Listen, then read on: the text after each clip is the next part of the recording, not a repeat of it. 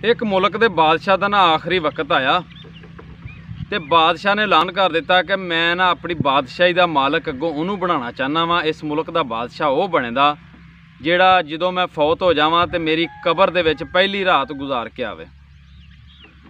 पूरे शहर दे विच ना इस गल दे चर्चे होण लग पे तो कोई बंदा भी ना मन्निया भी मैं जाके ते बादशाह की कबर दे विच अपनी रात गुजार के आवांगा। शहर दे विच ना एक घमियार सी ते ओहदे कन्नी गल पै गई तो ओहदी जिंदगी दे विच इक्को ही कमाई खोता सी। उन्हें सोचा भी इस खोते का हिसाब देना पेदा ना किन्ना कुछ हिसाब देना पैना है, चल कोई गल नहीं मैं हिसाब दे लाँगा।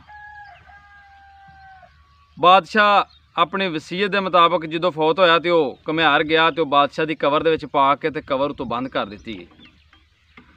हुण घमियार उस कबर दे विच लम्मे पिया तो फरिश्ते हिसाब लैण वाले आ गए। उन्हें कहा भी हिसाब दे। आंदा मेरा तो जिंदगी च कमाई कोई नहीं सी, ना मैं कोई काम किया, मैं किहड़ी चीज़ का सानूं हिसाब दें। फरिश्ते आख्या तेरे कोल कोई चीज़ है? उन्हें कहा एक गधा। तो उन्हें कहा फिर उसका हिसाब तो देना पैना।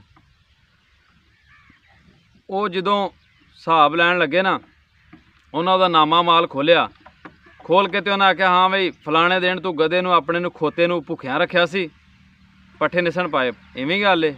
मान गया उस टाइम ते कंप्यूटर तरह खोल के सारे नामा माल अगे आ जाते हैं। उन्हें आख्या हाँ भी रखिया, मान गया। उन्हें आख्या 100 दूरे मारो। फरिश्तियाँ फड़े तो लम्बे पा लिया, 100 दूरे मारे। उस तो बाद उन्हें आख्या हाँ बई फलाने दिन तू खोते उत्ते वजन ज़्यादा पाया सी तो बाद तू मारदा भी सी। मान गया। हाँ उन्हें आख्या लम्बे पा लो तो 200 दूरे इनू मार।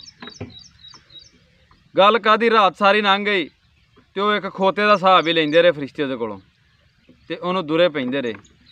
जो दिन चढ़िया ना तो उन्होंने बादशाह की वसीयत के मुताबिक कबर पुटनी सी ते कबर दे विच उन्हां दा अगले वक्त का बादशाह निकलना सी ते जिहड़ा दूसरा बादशाह सी गे वक्त का उन्होंने दफना देना सी। उन्होंने जो कबर खोली तो बादशाह नूं कढ़िया बाहर। उन्हें आख्या बादशाह सलामत निकलो बाहर। बादशाह साहब ने दौड़ लाती।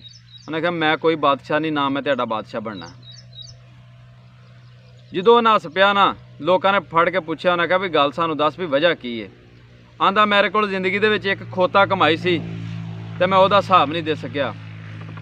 सारी रात फरिश्ते उहदा हिसाब लेंदे रहे तो मैनूं मारदे रहे ने ते पूरी राया दा बादशाही दा मैं किस तरह हिसाब दे लवांगा। गल भी ये तो एक फर्जी कहानी सी ते मैं तुहानूं कोशिश की सुना के ते समझाण दी। साडे कोल अल्लाह पाक ने किन्ने किन्ने वसाइल दिते ने। कदी सोचिया सी भी कल क्यामत वाले दिन कबर दे विच जावांगे ते की हिसाब देवांगे। अगर साडी वजह तो कोई आंढी गवांढी तंग होया, कोई परेशान राहगीर होया, कोई मुसाफिर नूं परेशान किया या अपने नाल दे मुलाजम नूं परेशान किया या अपने माल डंगर नूं कोई चीज़ अल्लाह पाक ने तुहानूं वसाइल दित्ती है तो तुसीं इहदा हिसाब किवें दोगे। तो ये तो दलेर आदमी ने सियासतदान जिहड़े नसदे ने इस कुर्सी पिछे तो इस 22 करोड़ आवाम का किवें हिसाब देण दे। कईयां लोगों नाल ज्यादती हुंदी है पूरे दिन दे विच, कईयां दी दिलाजारी हुंदी है, कई गरीब जिहड़े ने धक्के खांदे ने ते बेइज्जत हुंदे ने ते इन्हां सियासतदानां नूं इहदा जवाब देना पेदा। बाकी मेरी दुआ है अल्लाह तुहानूं खुश रखे, हसदे रहो ते वसदे रहो।